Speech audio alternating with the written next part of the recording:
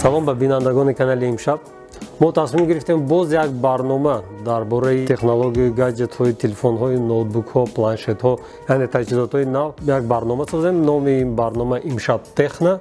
дар ин барнома мо ба шумо телефонҳо ёки ноутбукҳо ёки планшетҳои навро мекушоем, яъне распаковка мекунем ва дар борааш нақл мекунем. Инчунин баъд аз таҷриба гузарондан, истифодабарӣ, баъд аз он мо метавонем таҷрибаи кории ин телефон ё гаджетро, абзорашро низ созем ва ба шумо таҳия кунем. имрӯз мо дар барномаи аввал ба шумо телефони ширкати Xiaomiро мекушоем. биёед аввал бо талаффузи ин телефон ёки ин ширкат шинос мешавем, чунки зиёда аз 20 намуд талаффуз мекунанд ин ширкатро. Xiaomi, Xiaomi ёки Mi. Аслан талаффузи дурусташ ин Xiaomi мебошад. инак дар дасти мо телефони Xiaomi Mi 2 дар қутӣ ба мо шинос сафед меояд. дар пеши қутӣ акси телефон нишон дода шудааст бо се ранг, тиллогӣ, кабуд ва сиёҳ, ва ин телефон бо ҳамин се ранг истеҳсол мешавад.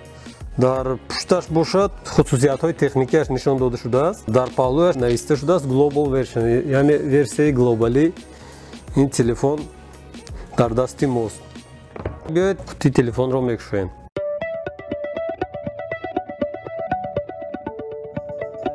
инак мебинем дару ин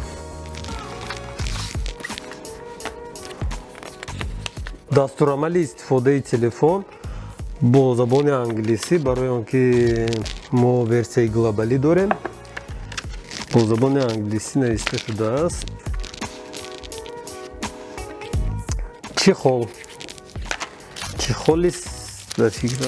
чихоли силиконӣ. чихоли силиконӣ, рангаш сиёҳ. сифати хеле хуб дорад ва дар рӯзҳои аввали истифодаи ин телефон албатта ин чихол лозим аст барои муҳофизати телефон ва камераи он. пайвасткунаки Type-C ба 3 мм гӯшмонакҳо. ин онро нишон медиҳад ки телефон 3 мм гӯшмонак надорад. ва каличаи симкортгирӣ.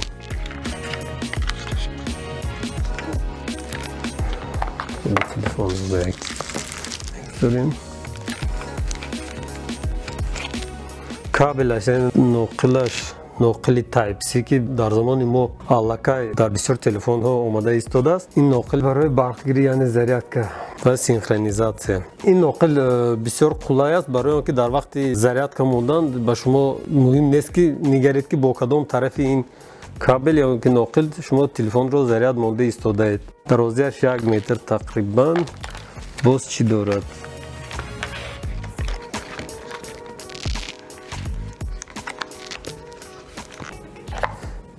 нерудиҳандаи 5 волт 2 ампер мебошад, лекин нерудиҳандаи Quick Charge CNS, яъне зуд неру намедиҳад. ба ҳар ҳол бо сифати баланд истеҳсол карда шудааст. ба ҳамагон хотиррасон мекунем ки телефонҳои худро танҳо бо нерудиҳандаҳои оригинал, яъне ки аслӣ истифода баред ва дар оянда бо телефони шумо ҳеҷ ягон мушкилате нахоҳад шуд. инак дар қутӣ дигар ягон чизи шавқовар нест. албатта чизи асосӣ худи телефон. телефон хушро борик, пушташ алюминий аст ба пуррагӣ. дизайнаш дизайни Mi A1-ро такрор мекунад. дизайни камерааш бошад аз iPhone да гирифта шудааст. аз тарафи поён USB Type-C, микрофон ва як динамик. аз тарафи боло боз як микрофон ва икапорт. икапортро шумо метавонед ҳамчун пулти дистансионӣ дар хона ёки дар корхона истифода баред. аз паҳлӯи рост тугмачаи даргиронӣ ва хомӯшкунӣ ва ҳамчун тугмачаи блокировка, тугмачаи овоз пасту баландкунӣ. дар тарафи чап бошад лона, латок, яъне ки гнездо барои симкарта гузорӣ.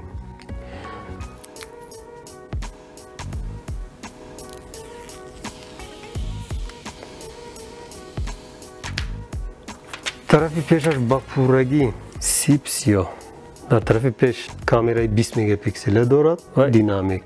бояд гуфт ки латоки симкартагузорӣ ду симкартаро қабул мекунад, аммо SD корт қабул намекунад.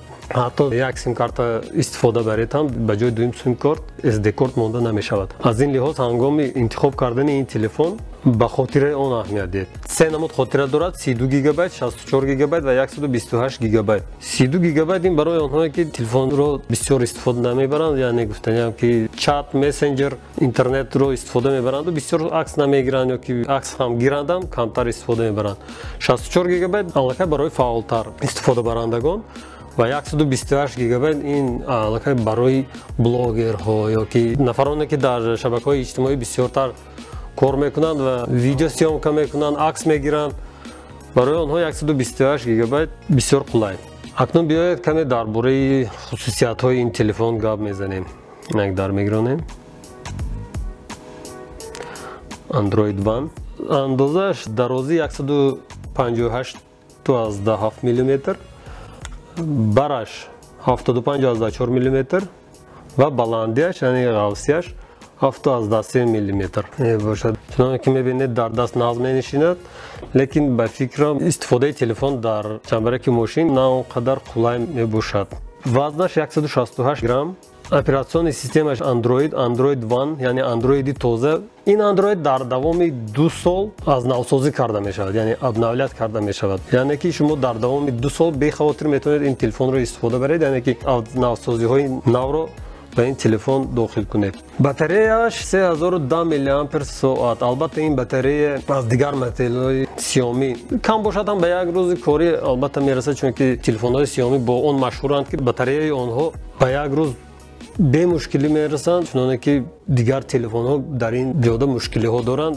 Баъзе телефонҳо ҳатто дар нимаи рӯз нерӯяшон тамом мешавад. Дар бораи процессор чӣ гуфтаям? Процессораш Qualcomm Snapdragon 660, чистоташ 2/2, ашядрогӣ бо технораванди 14 нанометри сохта шудааст. Хотираи амалиётиаш 4 гигабайт, яъне оперативная память 4 гигабайт. Акнун биёед дар бораи экран гап мезанем. Экранаш IPS матрица, таносуби экран 18:9, андозааш 6 дюйм бо разрешении 2160 ба 1080, яъне Full HD плюс экран мебошад. Боз бояд хотиррасон кард ки шишаи он Corning Gorilla Glass Punch, яъне ки шишааш бақувват ва истифодабарии он бисёр қулай аст. Дар ин шиша ангуштон нағз меларзанд ва ин шиша бисёр бақувват аст. Камераи асосӣ 2 камераги 12 мегапиксел ва 20 мегапиксел. Камерааш аз ширкати Sony, ҳар ду камера бо диафрагмаи 1.8. Бо ин камера ман боварӣ дорам аксҳои олӣ гирифтан мумкин аст. Мо ҳоло баъд дар таҷриба мебинем.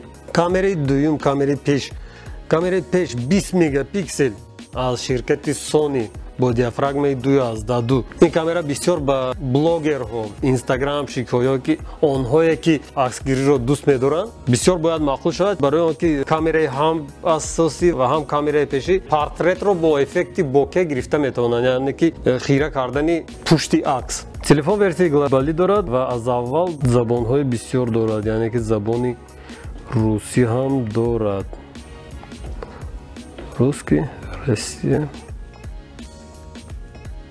Нархаш дар мағозаҳои шаҳр аз 1700 сомон то 2300 сомонӣ мебошад. Ин вобаста аз оне ки бо кадом хотира мегиред. Барои пули камтарин шумо қариб ки телефони беҳтарин бо камераи қариб ки беҳтарин, бо дизайни хушрӯ, бо экрани Full HD плюс ва бо Android-и тоза ки дар давоми 2 сол аз навсозӣ карда мешавад ба даст гирифта метавонед. Бо ин телефон ҳамон корое ки телефонҳои 4-5 ҳазор сомона мекунанд кардан мумкин аст. Ба фикри ман ин телефон ба кисаи шумо ҳам зарар намешавад ва аз ин телефон шумо ҳаловат хоҳед бурд. Хулас, бинандагони азиз, мо ин телефонро кушодем. Мо акнун дар муддати як чанд вақт телефонро истифода мебарем.